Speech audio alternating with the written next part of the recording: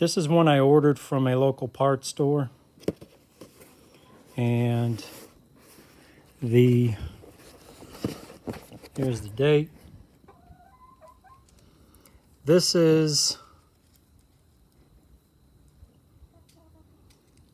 the 4th one I ordered.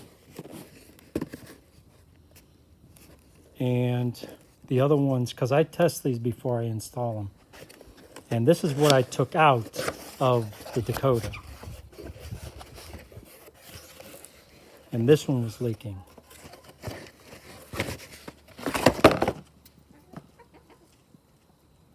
So,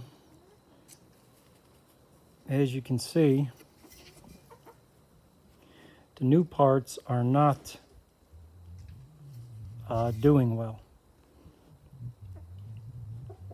And just to make sure, I did test this, and it is leaking. So it took 4 tries to get one that didn't. Yep.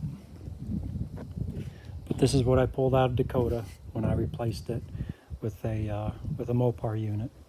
Yes, it was expensive, but you know, I'm not going to have it leak. So